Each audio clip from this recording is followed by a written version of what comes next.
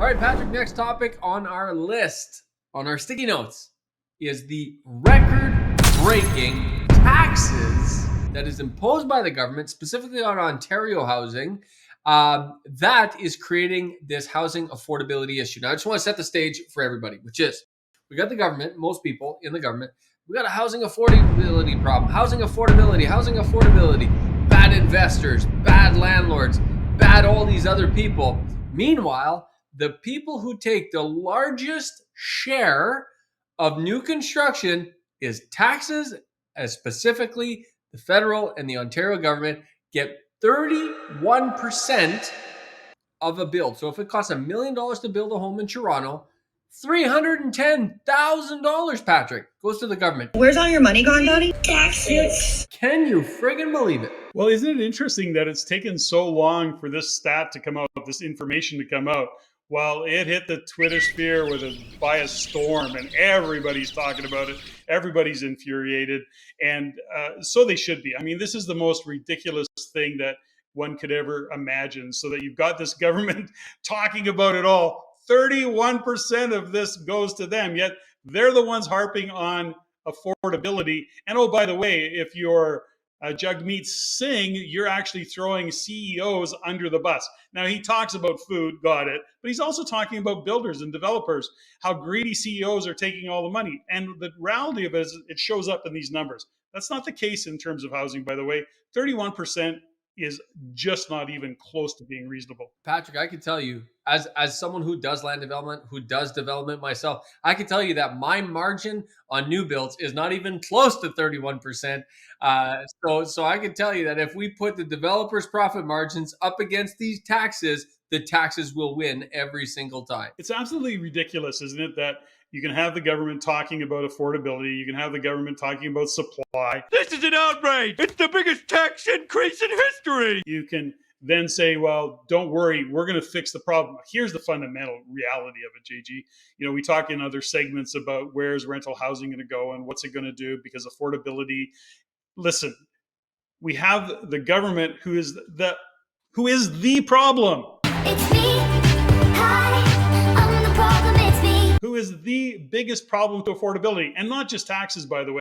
It's taxes, it's bureaucracy, it's all the hoops that we have to jump through. It's the cost of doing business. It's the cost of the government doing business, just in the bureaucracy that they put in place to manage housing. We're going to talk about that in a minute too. But the point is this, is then we, the people, for some crazy reason, think the government's going to solve the housing problem. So we're waiting around for the government to come up with the answers and the solutions to this housing problem, which is just absolutely ridiculous. The government isn't going to solve the problem because they are the biggest part of the problem. That's all I got. That's a good one. Here's an interesting graph, and it hasn't always been at 31%, by the way, Patrick. It's risen to 31% in the last couple of years. But if you go back to 2014 and before, it was actually 25% and less. The point is, that's still a lot, but it's gone up significantly from 25 to 31%. And this makes a big difference to housing affordability, Patrick. And I'll give you a couple ways this shows up. If people are asking themselves, how does this show up? Well, I'll give you a real story here in terms of what I deal with every single day. If you look, Patrick, and if you build a new home, let's just say you're a real estate investor, you're going to build a duplex. Okay. Or a single family home for just to live in, just because you're like, I need a place to live. I'm going to build a new home. You buy a piece of land, you build a home, and just a modest home. I'm not talking about a McMansion. I'm not talking about spending $1 million. You're just going to spend $600,000 on a single family bungalow for you and your family. Well, as you build on a $600,000 home, let me do the math real quick. 13% of that is $78,000 of taxes just the HST you paid on the materials. That doesn't count everything else. That's just the HST on those materials. And the government says, yes, but we'll give you an HST credit. Okay. So then you fill out all this paperwork, which, by the way, is confusing to get through. And most people get denied, and most people get frustrated and just say, forget it. And they walk away. But the government does offer you an HST credit for a maximum of $25,000. So you paid $78,000 in taxes just on the HST of the materials. They're going to give you a $25,000 credit, so they say. But then there's this little fine print at the bottom that says if your house is worth more than 450,000, you get zero. Patrick, who has a property in Ontario under 450? And I'm not talking about Toronto, I'm talking about anywhere. Any property I've ever built is over 450 because you can't even get a lumber package for 450 bucks, 450,000 these days. So the point is this HST credit that the government says they offer, most people don't end up qualifying. Most people are over the maximum allowed. Therefore, they get nothing. I don't know why you want me to say that. Like, it's so ridiculous. It's infuriating. It's where you and I agree 100% on some, but on this we'll agree. I'll tell you that. We'll agree on this one big time. I think there's again, we have to look at, what in terms of government. So when we look at solving the housing problem, when we look at what's happening in terms of the cost of housing, the government goes back. We have to look at and connect the dots. This all makes sense, by the way, when you look at, for example, the number of public service jobs that have been hired over the past couple of years. Taxes have to be paid for that. They have to generate revenue. We as a country, by the way, are a debt-driven country. We are not known for being productive, and so that's a whole different conversation. But at the end of the day, our exports, our imports are usually flat. Our manufacturing is flat. There's nothing there saying, okay, let's generate revenue. So if we look at Canada as a country, as a business, we are a money-losing business. So the only way that we can generate revenue is through taxes. So as much as we talk about and listen to the rhetoric about carbon tax and we're going to get a bunch of that back, or in this case HST, and you're going to get that back, it's just not the way it is. And so when we look at housing affordability and we're going to fix housing affordability, that's just not the way it's going to be. We are a taxed country. And so here's the problem that we're going to face, JG, when we look at it. I'm going to talk about it at the member meeting next week, which is the fact is that housing, as we've said many times, makes up as much as 20% of our GDP growth. Housing has slowed down for all the reasons that it has slowed down. That, in fact, will have an effect on the economy. So how does this all fold into the picture called taxes? At the end of the day, housing slows down, tax revenue slows down. They have to then say, how else are we going to get it? Because the economy also slows down. So these are kind of connecting all the dots. And although it's just, we're talking about taxes, there's a whole bigger picture that you have to connect the dots to understand what's going on. It's fascinating. I'll put up on the screen now a chart that shows if a new home in Ontario costs 940 grand, almost $290,000 of it, and they actually show the breakdown in this research, which is kind of cool. They show this breakdown of how much of it's taxes, and we could just pick on one thing, Patrick, just for a second. Is I had some family recently sell a home. They've owned this home for over 50 years, and they sold this home. And they came to me after it was sold and said, "Did you know that the buyer had to pay a tax?" And I was like, "Yeah, it's called land transfer tax." They were blown away. They said, "When you buy a home, you have to pay." They owned this home for 50 years, right? They didn't have land transfer tax back then. So they said, "You telling me when someone buys a home, the government takes an immediate slice right off the top called land transfer tax?" I said, "Yep, that's how it works."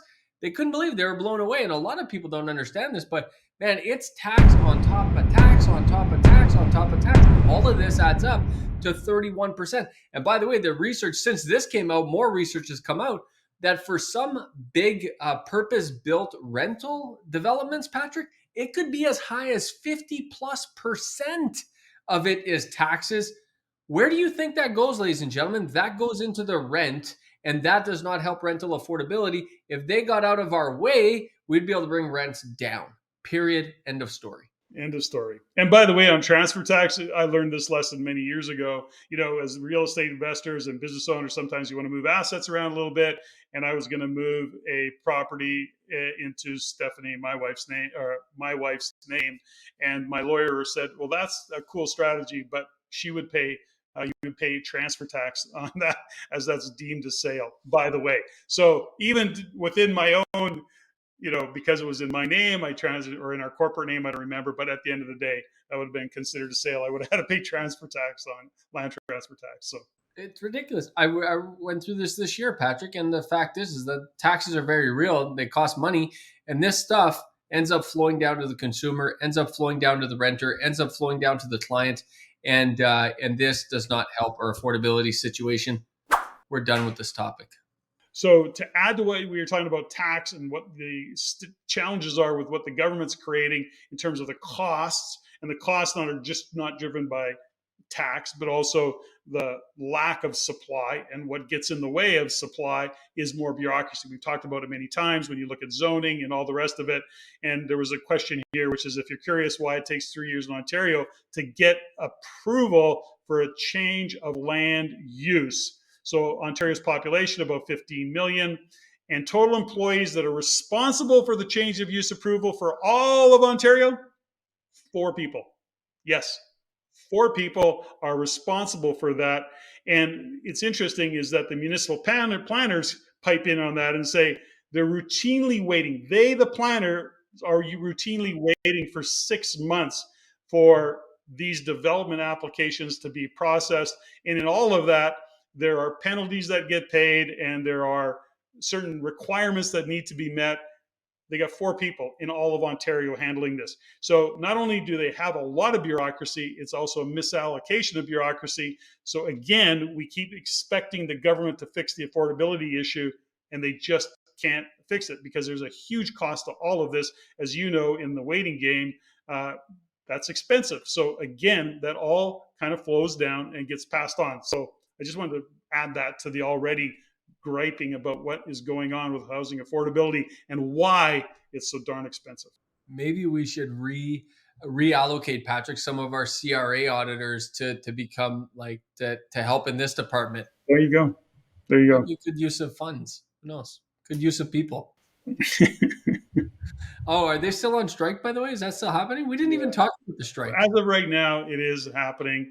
And, I think what's going to end up happening is the federal, powers that be will look at it and go, okay, folks, what's the ROI? Because don't forget, that's how they and why they hired as many CRA as they did, because what they're looking at is what each CRA, what the individual. You just said something. I can't even let this continue. You just said something that makes absolutely no sense, Patrick. You just used the word government and ROI in the same sentence, and there's no way that the government, anyone working in there, is asking themselves about ROI because it's not their damn money. Well, I got it, but and that's a good point. But they do look at it and say, how can we efficiently and effectively get tax? How can we collect tax? How can we make sure that we're getting all of our tax and it's through CRA? So that is actually an ROI. So we're going to hire more. We're going to spend $1 billion on CRA auditors, and we're going to get a 5 times return on that. So that's actually been published. Those numbers are published. I'm not just making them up. They may be old right now, but that's where they were. If you like what you learned here, go to the description below and subscribe for our free Insiders newsletter, where you can also stay up to date for our upcoming events and our courses. If you want to see more stuff like this, click here. If you want to see the entire show, click there.